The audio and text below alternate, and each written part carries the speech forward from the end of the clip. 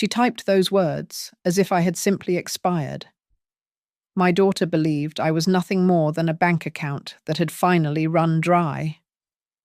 But what I am bringing to the courtroom is not a handkerchief for my tears. It is a dossier thick enough to silence the entire gallery. She claims old people do not need money. She is about to learn that a judge does not share her opinion.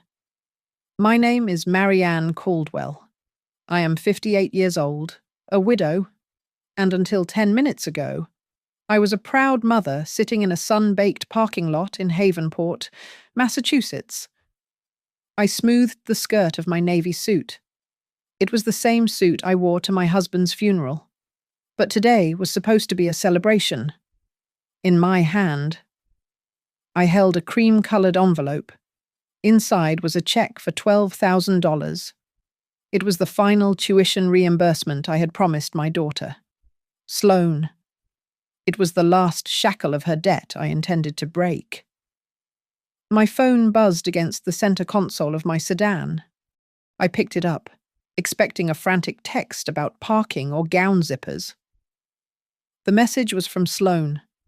Mom, don't come. Seriously, my friends don't need to meet. You know? It's better if you stay home. I stared at the screen. My thumb hovered over the glass, trembling slightly. Then a second message popped up, a bubble of blue that shattered my entire world. Besides, old people don't need money. The air conditioning was blasting, but I felt sweat prickle under my collar.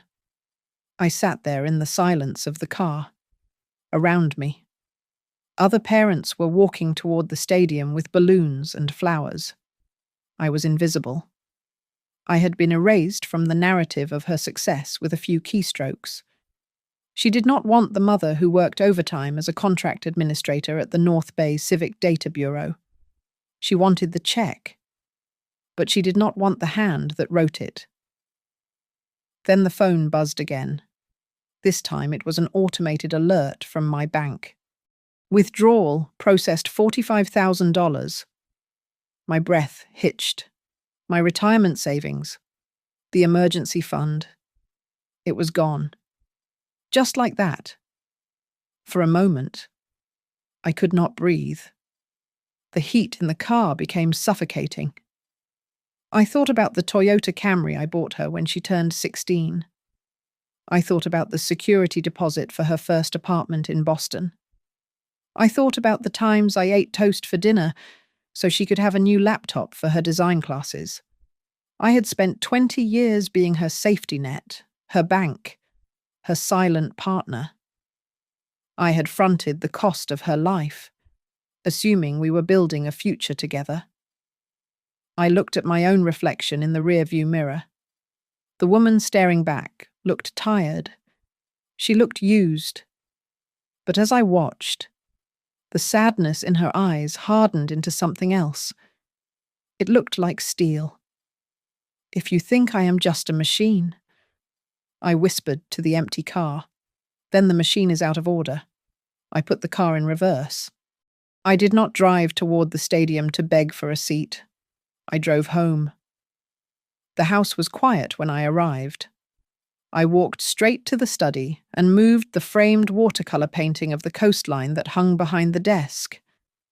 I spun the dial on the wall, safe, right to 40, left to 18, right to 10. The heavy metal door clicked open. I ignored the jewelry box. I ignored the stack of savings bonds. I reached for a thin, manila folder at the very back. I sat at my desk and opened it. Inside lay a copy of a stock option agreement from the North Bay Civic Data Bureau. It was a relic from the early days, back when the company was nothing but a few servers and a prayer. The valuation on these shares had skyrocketed in the last quarter. Attached to it was a transfer addendum. It was a document I had prepared 6 months ago, intending to sign these assets over to Sloane as a graduation surprise, a legacy, real wealth, not just cash. I looked at the signature line at the bottom of the page.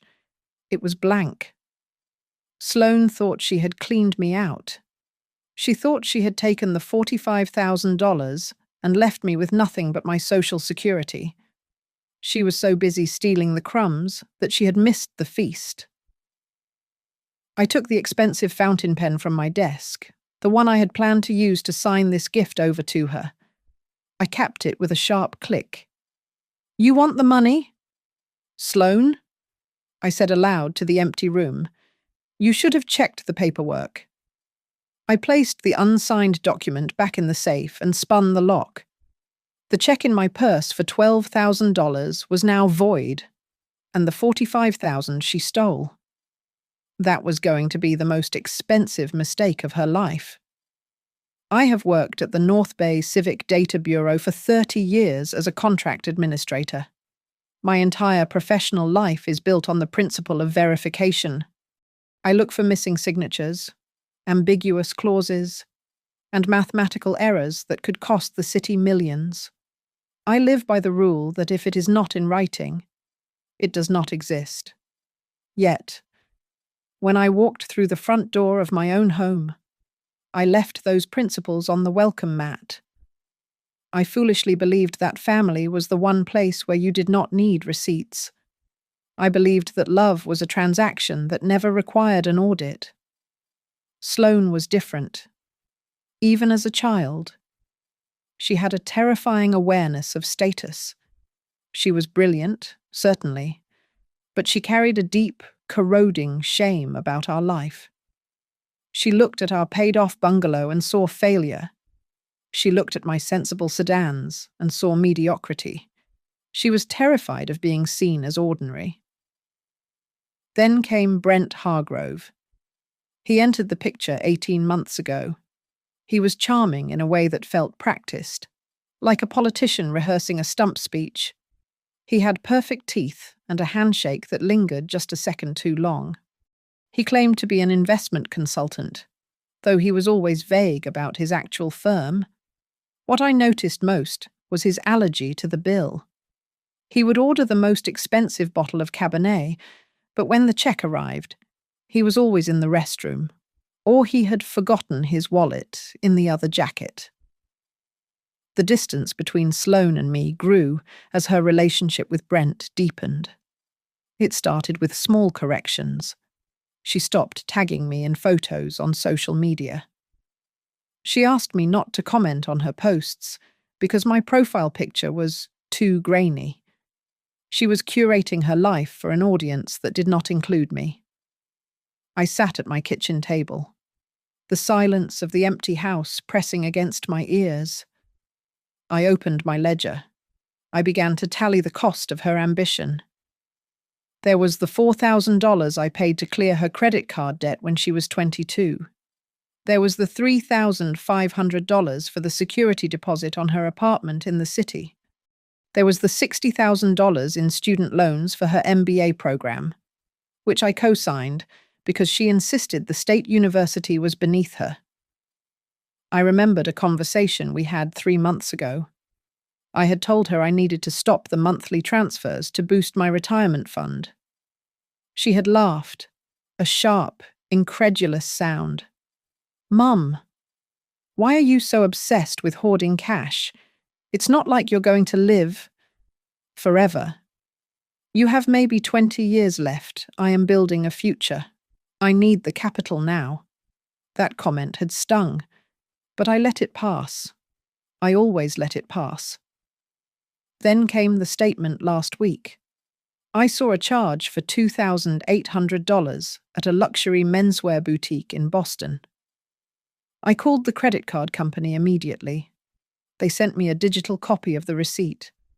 The signature at the bottom was not Sloane's elegant script. It was a jagged, arrogant scrawl. It read Brent Hargrove. I had called Sloane, my hands shaking so hard I could barely hold the phone. "Why is your fiancé signing for suits on my emergency card?" I had asked. "He just needed it for a meeting with a high-profile client," she replied, her voice dripping with annoyance. "He will pay you back when his trust fund clears next month. Stop being so dramatic." Honestly, Mum, What are you saving it for? Old people don't need money to look good. No one is looking at you. I stared at the wall. That phrase again. Old people don't need money. But the piece of paper that currently lay on my desk was far worse than a credit card bill. It was a letter I received yesterday from a mutual fund.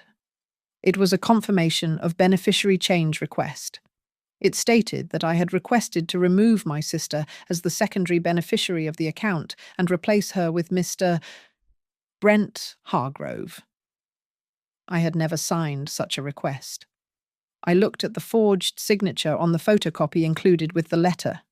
It was good. It was very good. But the loop on the letter M was slightly too wide.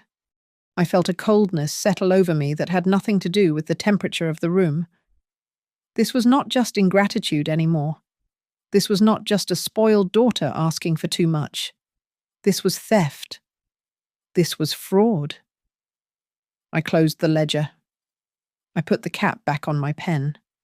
I realized then that I could not handle this as a mother. A mother forgives. A mother makes excuses.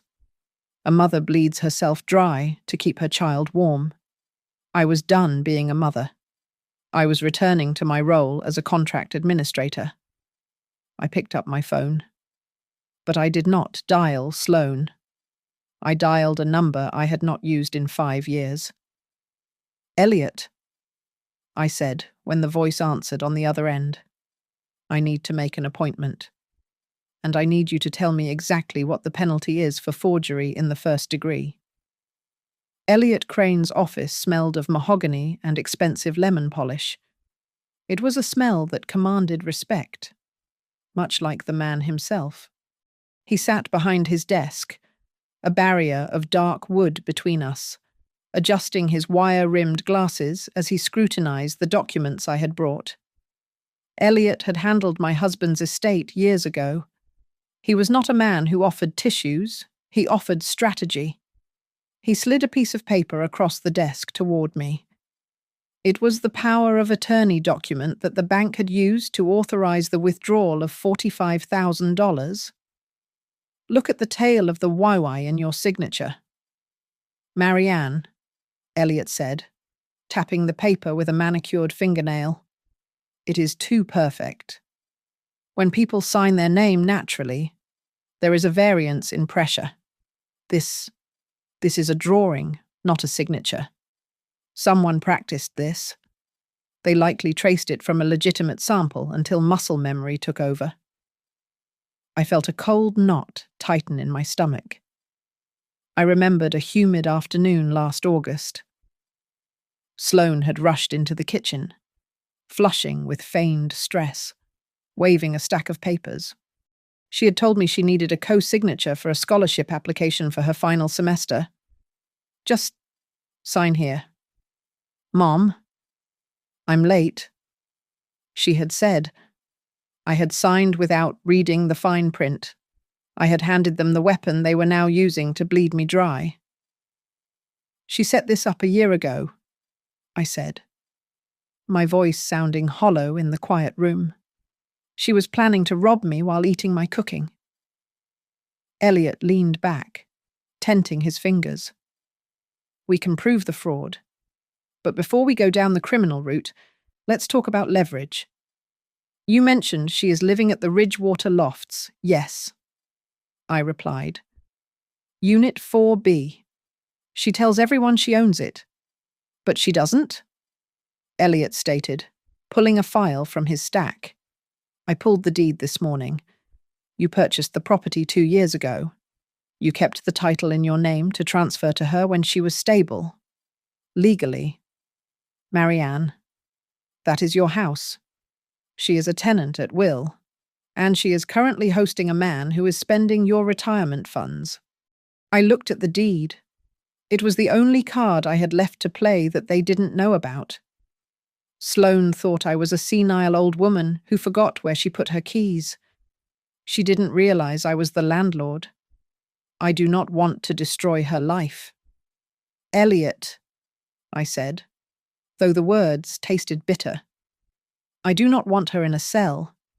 But I need her to understand that respect is not an interest-free loan she can default on. I want to cut the cord. Completely. Elliot nodded, his eyes sharp. Then we stop the bleeding. I will draft a formal revocation of this fraudulent power of attorney immediately. We will freeze every supplementary credit card attached to your accounts. And I will have all future communication regarding her tenancy routed through this office.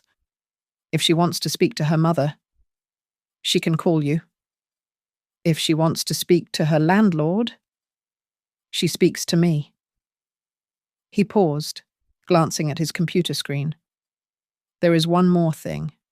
I took the liberty of contacting the building manager at Ridgewater Lofts this morning to check the security logs, just to see who has been coming and going. And I asked, 2 weeks ago, a man matching the description of Brent Hargrove was seen on camera in the lobby. Elliot said. He was not going to the elevator. He was prying open your personal mailbox in the lobby bank. The manager thought he was a courier because he was wearing a vest, but he accessed your box specifically. My hands clenched into fists in my lap. That was how they got the bank statements. That was how they intercepted the notifications. They had been physically intercepting my mail to keep me blind. That is a federal offense, Elliot said quietly. Tampering with mail is not a family squabble. It is a felony. I stood up. The sadness that had weighed on me in the parking lot was gone, replaced by a cold, clarifying anger. Draft the papers. Elliot, I said. Freeze the cards. Notify the bank of the fraud and send the eviction notice warning to the Ridgewater unit. Elliot picked up his pen. He looked at me over the rim of his glasses, a faint, grim smile playing on his lips. You said she thinks judges don't care about old people, Elliot asked. If you want them to understand what a judge actually thinks, then we will introduce them to the person who wears the robe. I parked my sedan across the street from the Ridgewater Lofts. The engine was off, but I kept my hands on the steering wheel, watching the brick facade of the building I legally owned. It was a beautiful structure, renovated from an old textile mill, with large industrial windows that caught the afternoon sun. Unit 4B was dark. I had put down the 20% down payment for that darkness. I had paid the mortgage every month for 2 years, so my daughter could pretend she was a self-made woman. Now, I was looking at it not as a home, but as an asset to be liquidated. I did not go inside. Instead, I met a real estate broker named David at a coffee shop 2 blocks away. David was a man who specialized in divorce sales and distress assets. He knew how to be quiet. I want it listed privately. I told him, sliding the floor plan across the table. I want a fair market price, but more importantly, I want a fast closing. Cash is preferred. David looked at the address and raised an eyebrow. This is a hot building. Marianne, inventory is low. If we price it right, it will move. But you have a tenant. I have a squatter. I corrected him calmly. And the eviction process has already started legally. The sale will be contingent on vacant possession. I went home and spent the evening doing something that would have broken my heart a week ago. I printed out every single bank statement from the last 5 years. I highlighted every transfer to Sloan, the rent, the tuition, the car insurance. I punched holes in the pages and snapped them into a thick binder. I was not doing this to be petty. I was building a shield. When the world came for me, calling me a cruel mother who kicked her child out on the street, I would not argue with emotions. I would argue with arithmetic. My phone pinged. It was a notification from Instagram, against my better judgment. I looked. Sloan had posted a story. It was a black screen with white text that read, "It is funny how some mothers think money is a leash.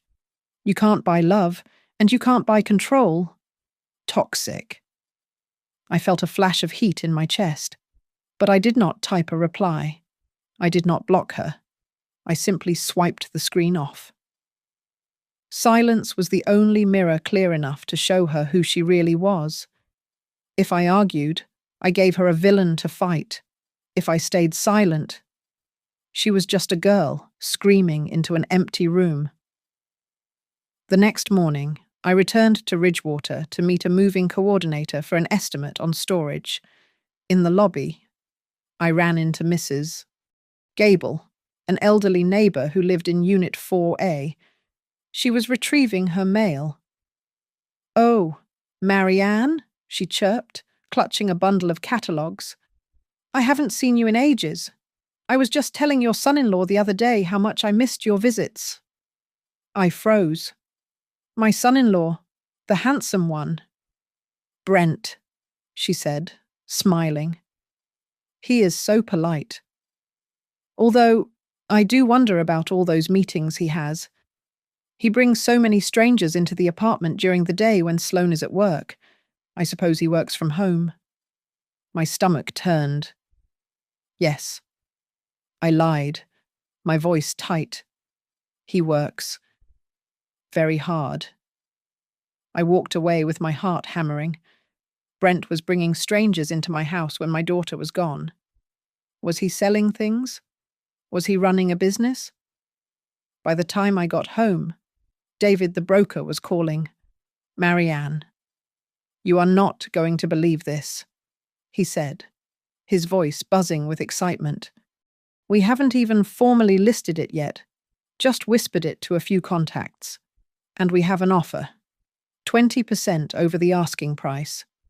"Who is it?" I asked, gripping the phone. "An all-cash offer."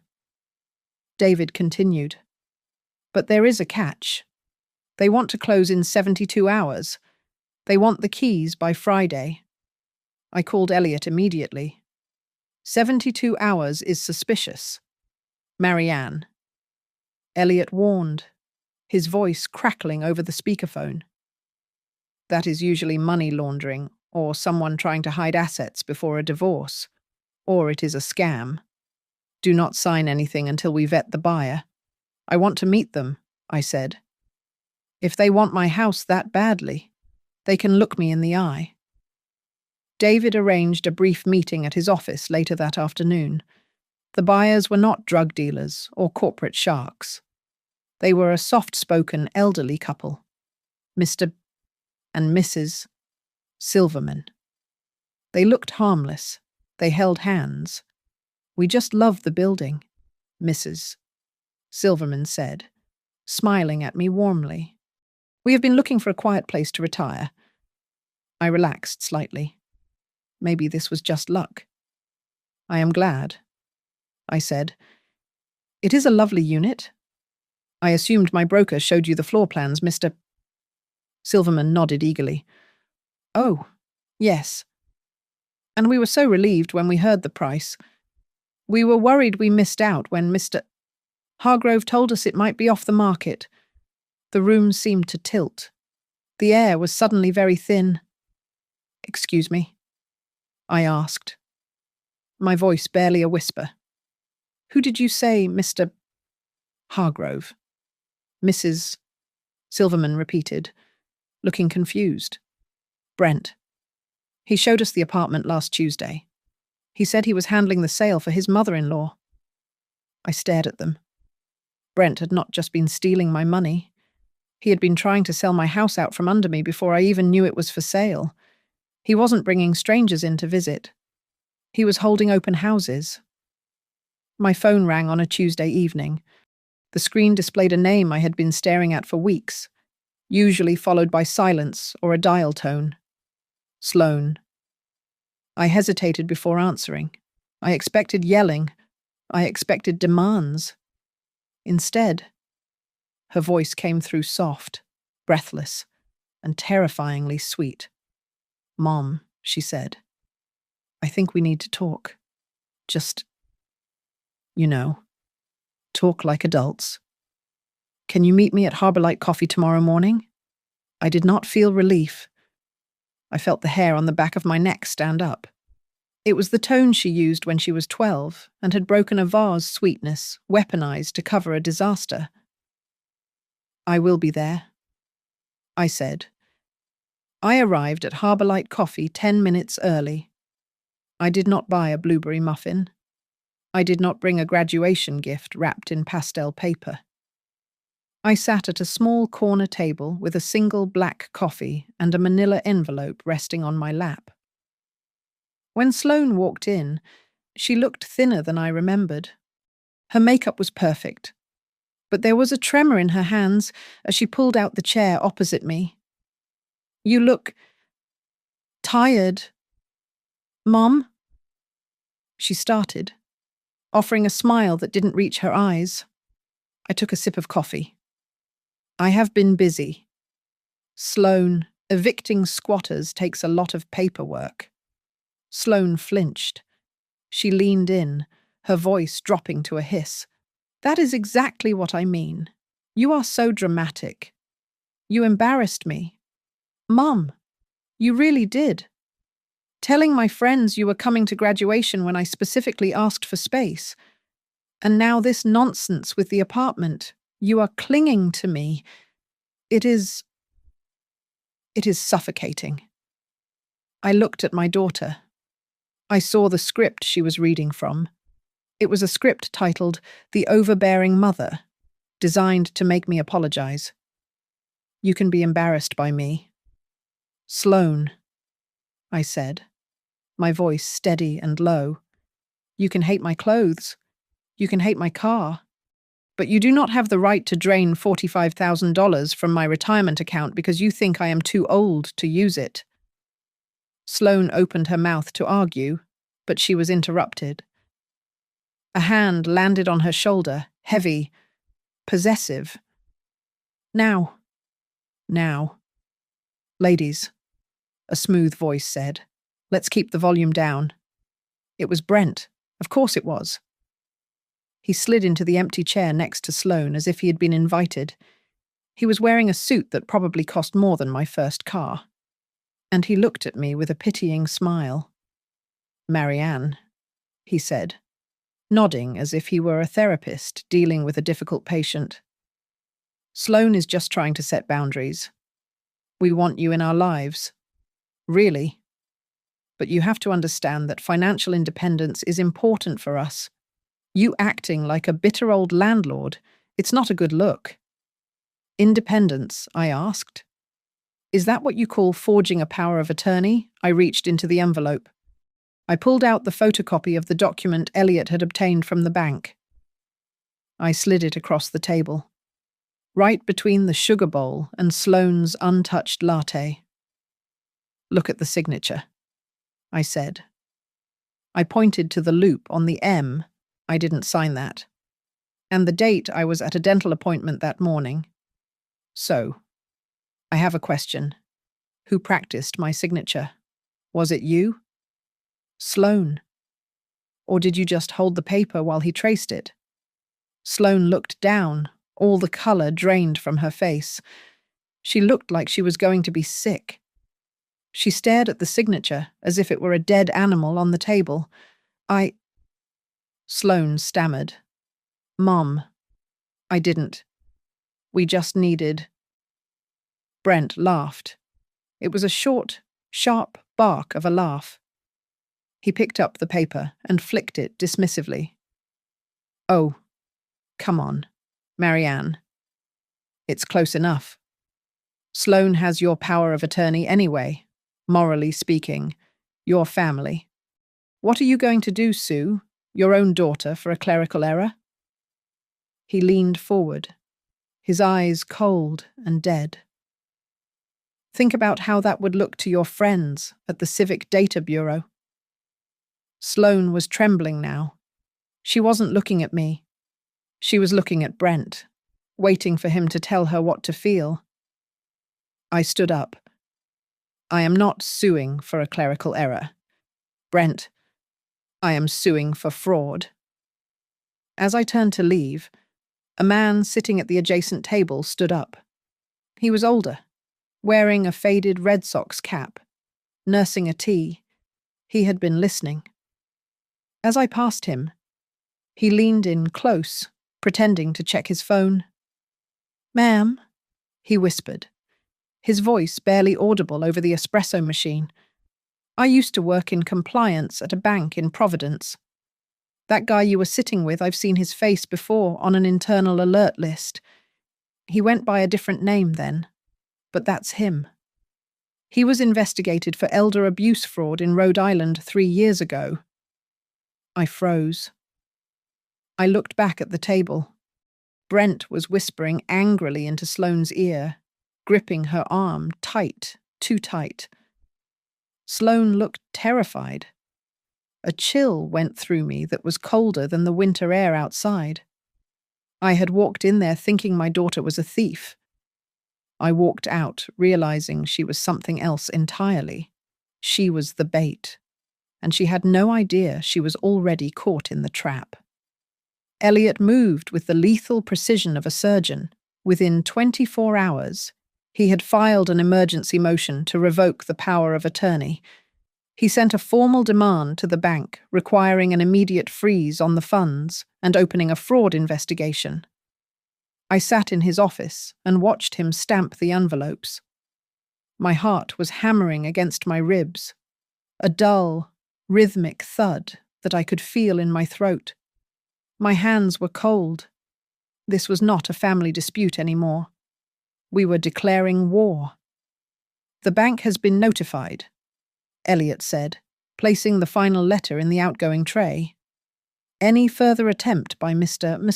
Hargrove to access your accounts will trigger a federal alert." 2 days later, I sat in a conference room with the Silvermans and their attorney. The sale of the Ridgewater Lofts was conducted with clinical efficiency. I signed my name 17 times. With every signature, I felt a heavy weight lifting off my chest, replaced by a strange, hollow emptiness. The wire transfer hit my account 10 minutes later. The money was back. The asset was gone. I chose the timing of the handover carefully. Sloane had posted on social media that she was going to Cape Cod for a much-needed detox weekend with her friends. It was the perfect opportunity. She wanted to cut me out of her life, so I decided to facilitate the process. I walked up to the door of Unit 4B. I did not use a key. I taped a thick, cream-coloured envelope to the wood at eye level. The notice was brief and legally binding. It stated that the property had been transferred to new owners, that the locks had been changed, and that all personal effects had been professionally packed and moved to a climate-controlled storage facility. I walked away without looking back. My phone began to vibrate on Sunday evening. It started with a single call, which I let go to voicemail. Then came a text, then another. Within an hour, my phone was convulsing on the kitchen counter. I picked it up and watched the notifications scroll by. "Mum? My key isn't working. Mum, where is my stuff? Are you insane? I have work tomorrow. Please. Mum, pick up. I'm scared. I hate you. You are a monster." The messages cycled from panic to rage and back to begging. I felt bile rise in my throat. I wanted to answer. I wanted to drive over there and fix it. But I remembered the smirk on Brent's face at the coffee shop. I remembered the $45,000. I sent a single text to Elliot instructing him to handle it. "I want everything legal," I told him. Then the tone of the messages changed.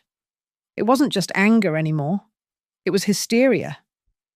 My phone rang again, this time against my better judgment. I answered. Mom Sloane's voice was unrecognizable. She was hyperventilating. "Mum, he's gone." "Who is gone?" I asked, gripping the counter. "Brent." She sobbed. He isn't answering his phone. His car isn't at his apartment." And Mom, When I went to the storage unit to find my laptop, the box with all our files is missing. I felt the blood drain from my face. What files? Sloane. Everything she screamed. My birth certificate. My social security card. The tax returns. He said he was organizing them for our mortgage application. He took the hard drive too. Mum, he has everything. Does he have your passwords? I asked. My voice deadly quiet. There was a long silence on the other end. He set them up for me, she whispered. He said it was safer if we used a shared manager. He knows my banking login. He knows my email. He knows... Oh, God. I closed my eyes. The victory of selling the house suddenly felt like ash in my mouth. I had focused so hard on reclaiming my property that I had missed the bigger picture. Brent wasn't just a squatter living off my daughter's rent.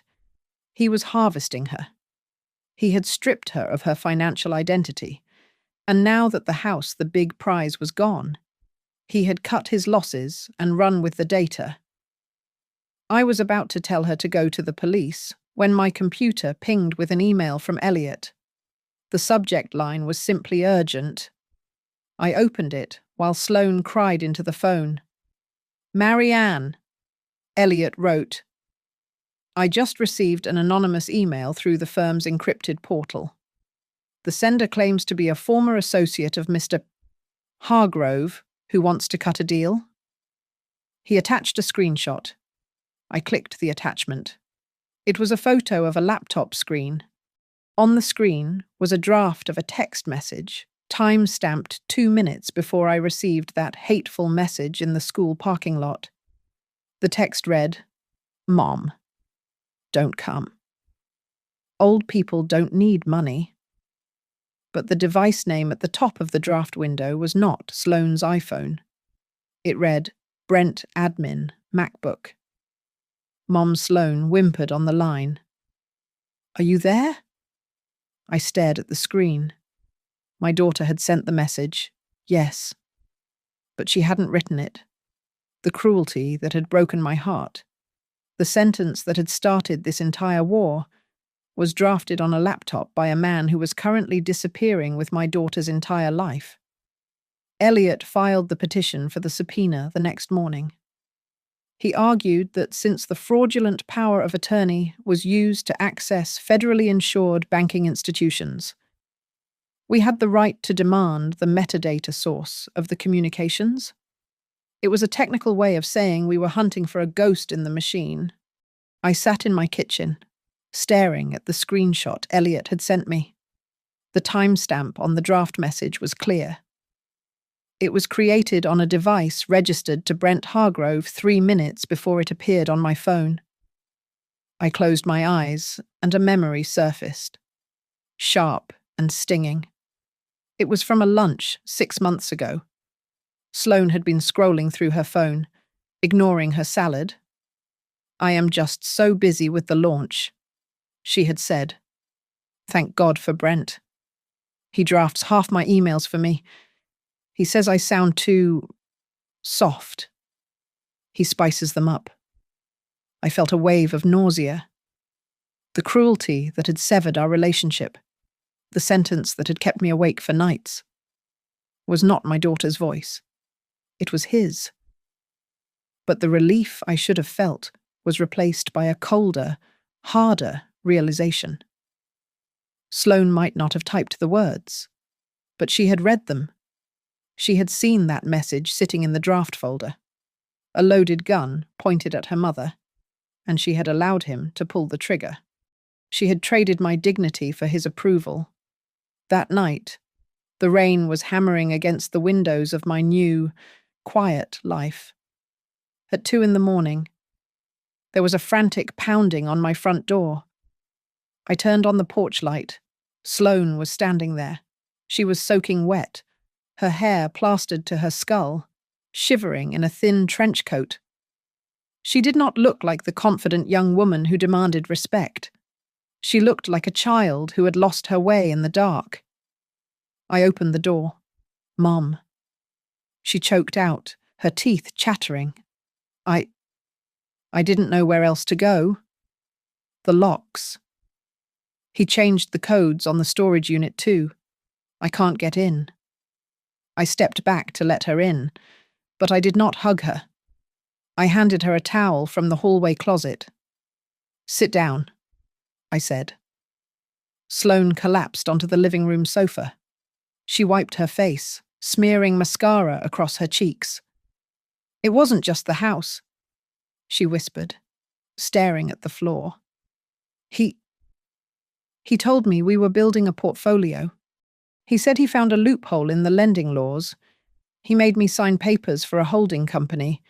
He said if I didn't sign, I didn't trust him. He said I was just like you, scared of money. And you believed him?" I asked, my voice flat. I wanted to prove I was smart." Sloane sobbed, her hands trembling in her lap. But then, the letters started coming. Notices about margin calls, loans I never took out. When I asked him, he said he would handle it. He said he just needed access to my accounts to move things around. He took my passwords. "Mum?" He said it was for efficiency. I looked at her. I saw the ruin of her arrogance. She had been so desperate to not be me that she had become his victim. "I am not going to give you money." "Sloane," I said, "I am not going to pay off a single cent of the debt you let him rack up in your name. If you are looking for a bailout, you are in the wrong house." Sloane looked up, her eyes wide and red. "No, I don't want money. I want it to stop. I can't breathe. Mom, I feel like I am drowning. I can help you breathe," I said. "But we do it my way. No secrets, no lies. We go to the police, and we tell them everything." Sloane nodded frantically. Then she reached into her wet coat pocket. She pulled out a small, silver USB drive. I took this," she stammered. "It was in his desk drawer, the bottom one, under the fake passports.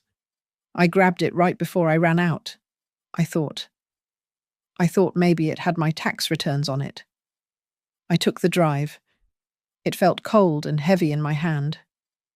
The next morning, we sat in Elliot's office. He plugged the drive into an air-gapped laptop. He clicked through the files, his face growing paler with every folder he opened. It was not just tax returns. It was a ledger. There were dozens of folders, each labelled with a name. Sloane Caldwell was just one of 20. Inside each folder were scans of driver's licenses, forged signatures, and bank transfer receipts. It was a factory of fraud. Brent wasn't just a con artist. He was an institution. Elliot took off his glasses and rubbed the bridge of his nose. He looked at Sloane, then at me. "This is not just theft," Elliot said, his voice dropping to a whisper. "This is organized racketeering. And Sloane, your name is on the incorporation papers for the shell company he used to launder the money for the last 3 victims." Sloane let out a small, terrified sound. I didn't know." "The law does not always care what you knew," Elliot said grimly. "It cares what you signed." He turned to me. "Marianne, tomorrow we are not just going to court to get your money back. We are going, because if we don't prove he was the architect, your daughter is going to be the one who takes the fall for all of it." Brent did not vanish into the night as we had hoped. He resurfaced 3 days later, not in person, but through a legal letterhead that cost more than my monthly car payment.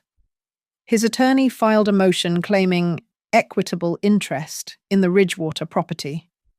He argued that he had contributed to household expenses and renovations, therefore entitling him to a portion of the sale proceeds. It was a lie, but it was a lie designed to freeze the assets and force a settlement. He was betting that I was an old woman who would pay him to go away just to stop the noise. He underestimated how much silence I could endure. The noise, however, was getting louder. A series of posts appeared on a local community forum under an anonymous handle. They featured a cropped photo of me taken from a distance, captioned with a story about a wealthy, vindictive mother stealing a home from her struggling young daughter. The comments were vicious. I went to the grocery store on Tuesday evening. I stood in the produce aisle, selecting apples. I felt the eyes of Mrs. Higgins, a woman I had known for 20 years, burning into my back. She whispered something to her husband, shaking her head. I did not turn around.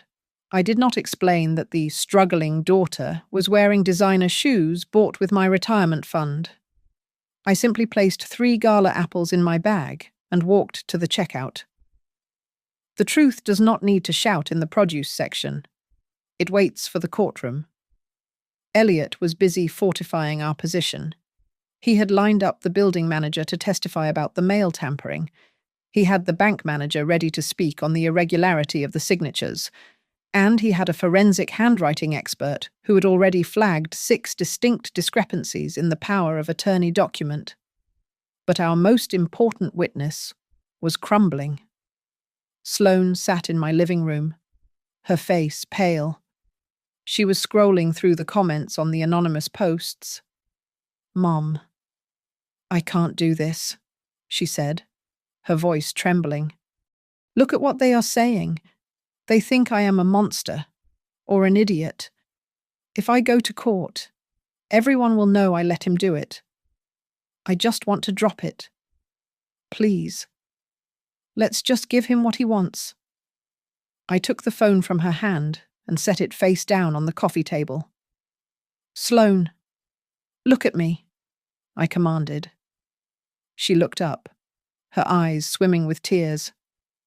"You can be embarrassed for a day," I said, my voice hard as flint, "or you can be owned for a lifetime. If you back down now, you are telling him that he was right. You are telling him that you are weak. Is that who you are? I don't know," she whispered. "I know who you are." I said, "You are the woman who is going to sign that affidavit." Later that afternoon, my phone buzzed. It was a text from an unknown number. "You might win the house, Marianne, but you will lose the daughter. Drop the fraud claim, or I release the rest of her chats. She said some very nasty things about you." It was Brent. He was trying to pivot from legal threats to emotional blackmail. I looked at the screen. A younger version of me might have panicked. I might have worried about what hurtful things Sloane had typed in a moment of anger.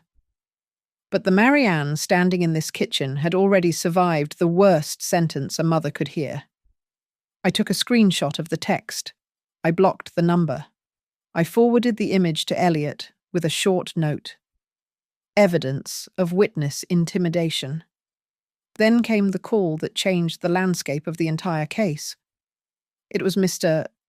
Silverman, the elderly man who had bought the Ridgewater unit. He sounded hesitant. "Mrs. Caldwell," he said. "My wife and we have been looking through our paperwork. We were referred to that specific apartment by a contact at our old bank, the same bank where Mr. Hargrove used to work. We started asking questions.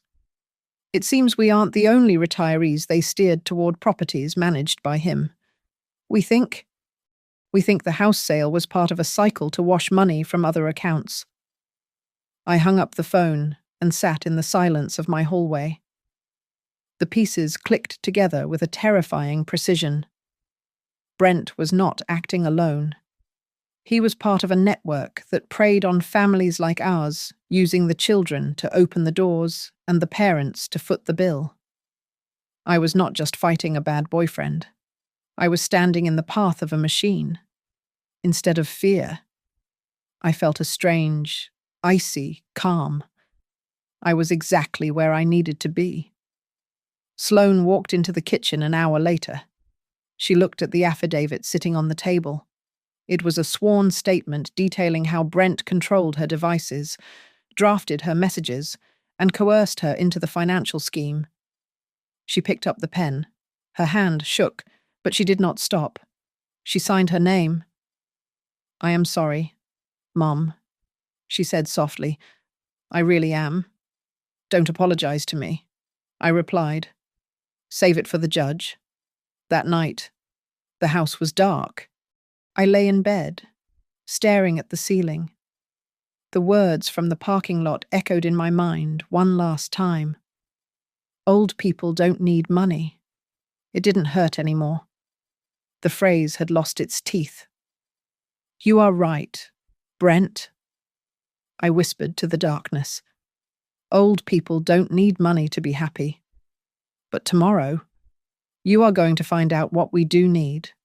We need justice." The Havenport District Court smelled of floor wax and stale coffee.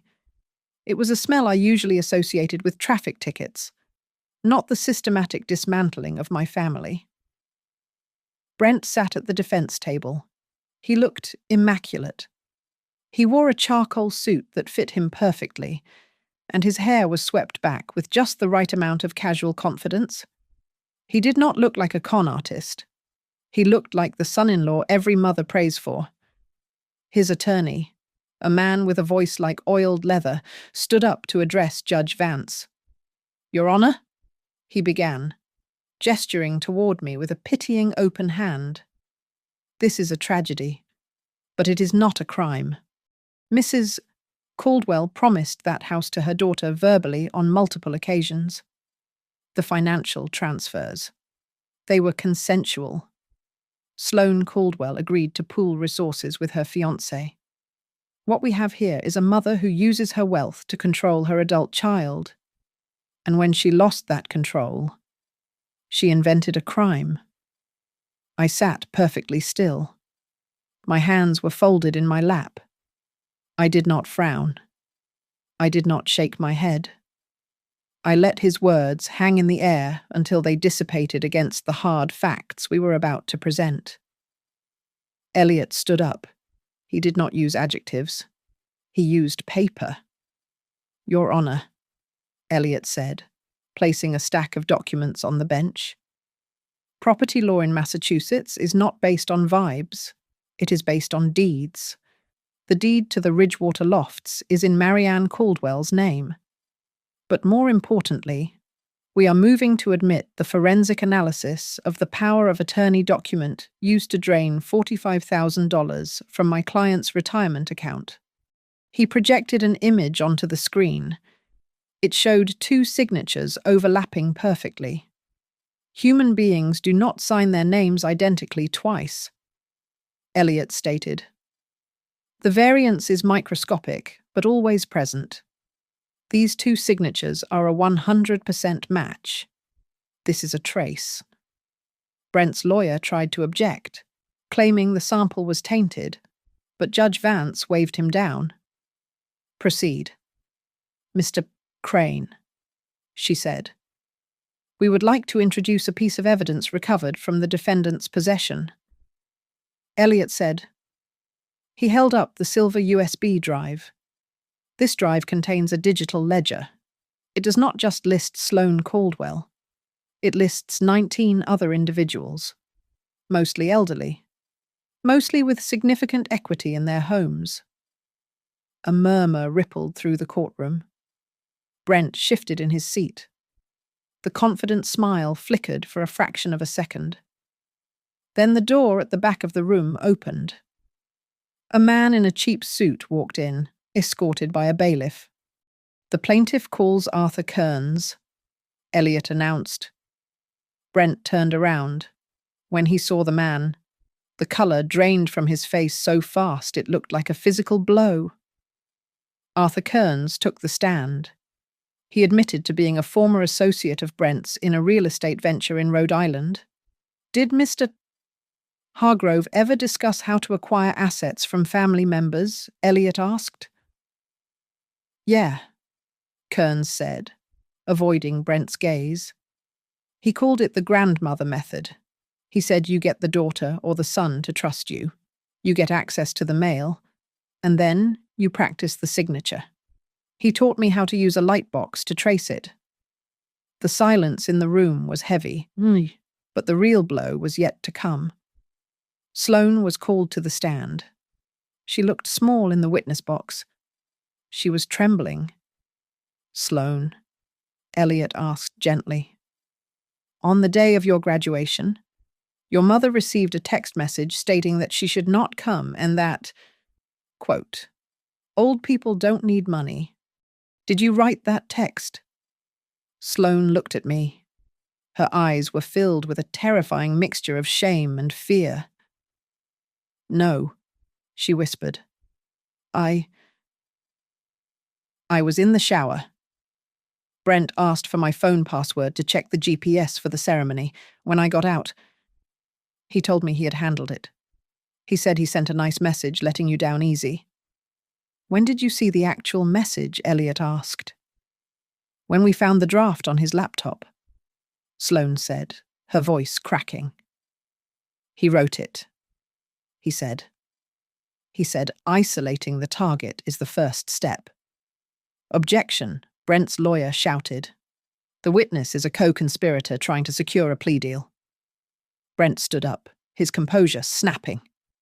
She is lying, he shouted, pointing a finger at Sloane. She spent the money. She bought the clothes. She is trying to frame me because her mother cut her off. Judge Vance banged her gavel. Sit down, Mr. Hargrove. We have one final piece of evidence, Your Honor, Elliot said calmly. He played a video clip on the court monitors. It was grainy black and white footage from the lobby of the Ridgewater Lofts. It showed Brent standing in front of the mailboxes. He looked around, slipped a thin metal tool into box 4B, and pulled out a white envelope. The date stamp on the video matched the date the beneficiary change form was mailed to the investment firm. Elliot paused the video on Brent's face. Judge Vance lowered her glasses. She looked directly at Brent. Mr. Hargrove, she said, her voice dangerously quiet. You stated in your affidavit that you had no knowledge of Mrs. Caldwell's investment accounts until after the graduation. Can you explain why you are breaking into her mailbox 2 weeks prior to that date? Brent opened his mouth, but no sound came out. He looked at his lawyer. His lawyer looked at the table. The timeline had collapsed. The confident facade crumbled, revealing the desperate criminal underneath. I was just checking for bills, Brent stammered. Sloane asked me to save it. Judge Vance interrupted. She turned to the bailiff. Remand the defendant into custody, pending a full federal investigation into wire fraud and identity theft. I am revoking bail. 2 officers moved toward the defense table. The sound of handcuffs clicking shut echoed off the high ceiling. It was the loudest sound I had ever heard. I looked across the aisle. Sloane was still in the witness box. She was not looking at Brent. She was looking at me. Tears were streaming down her face, wrecking her makeup, dripping onto her silk blouse. For the first time in years, I knew she wasn't crying because she had lost a purse or a credit card. She was crying because she had almost lost her soul. The gavel sounded like a gunshot that ended a long, silent war. Judge Vance did not mince words in her final ruling. She declared the power of attorney fraudulent and void ab initio. She ordered the immediate freezing of Brent Hargrove's assets and referred his file to the district attorney for criminal prosecution regarding identity theft and wire fraud. As for the Ridgewater lofts, the sale was upheld as valid.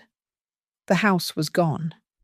Sloane had no claim to the property, though the judge granted her a court-appointed escort to retrieve her personal effects from the storage unit. Before dismissing us, Judge Vance looked over her spectacles at my daughter. "Ms. Caldwell," the judge said, her voice echoing in the high-ceilinged room. "You seem to labor under the delusion that family assets are a communal pool for the young. Let me be clear. Age does not expire ownership, and trust is not a blank check that you can cash just because you share a bloodline." We walked out of the courtroom and into the cold, grey hallway. The air felt lighter, as if the oxygen had finally returned to the building. Sloane walked beside me. She looked stripped down. The arrogance was gone, peeled away by the terrifying reality of almost becoming an accessory to a federal crime. "Mom," she said, stopping near the metal detectors, "I need to tell you something. Before you help me with the legal fees, I need you to know the truth about that text message." I stopped and turned to face her. We established that Brent wrote it on his laptop. Sloane. "He wrote it," Sloane whispered, looking down at her shoes. "But I saw it. I read it. And I was the one who pressed send. I wanted to prove to him that I was strong enough to cut you off. I wanted to prove I belonged in his world more than yours." The admission hit me harder than the theft. It was a sharp, physical pain in the center of my chest. But strangely, it was a clean pain. It was the pain of a wound finally being cleaned out so it could heal. "Thank you for telling me the truth," I said quietly. "But forgiveness is expensive, Sloane. And right now, you cannot afford it." "I know," she said, wiping a tear from her cheek. "If you want a relationship with me," I continued, my voice steady, "things are going to change. You will go to therapy. You will get a job that does not involve a family loan. And we will have complete financial transparency. No more secrets. No more asking for help to maintain an image you didn't earn." Sloane nodded. "I will. I promise. I am setting up a trust for my own care," I said. "The money from the house sale goes there. It is untouchable. I will authorize a small, direct payment to your defense attorney to help you clear your name regarding the fraud charges. But that is it. I am not setting myself on fire to keep you warm anymore." Sloane looked at me, really looked at me, for the first time in years. She didn't see an ATM. She didn't see a relic. "You know," Sloane said, her voice trembling, "I was so wrong. You didn't need the money to live, but you needed the respect to breathe. And I tried to suffocate you. I adjusted my coat. Then let's hope we can both breathe a little easier now." I pushed open the heavy double doors of the courthouse and stepped out into the biting wind of the Massachusetts afternoon. I walked to my car, the same sensible sedan I had driven for 6 years. I sat in the driver's seat and closed the door, sealing out the noise of the city. My phone buzzed in my purse. I pulled it out. It was a notification from my bank. Dispute resolved. Funds returned $45,000. I looked at the number. It was just digits on a screen. It was security. It was heating bills and grocery runs and maybe a trip to the coast. But as I stared at my own hand holding the phone, I realized the money wasn't the victory. The victory was that I had refused to be erased. I started the engine. I looked in the rearview mirror, but I didn't see a tired old woman anymore. I saw a survivor. My daughter said old people don't need money. I said to the empty car, putting the gear into drive, She learned that judges don't share her opinion. And finally, neither do I. Thank you so much for listening to this story. I'd love to know where you guys are tuning in from. Drop a comment below with your city or country. Let's see how far this story traveled.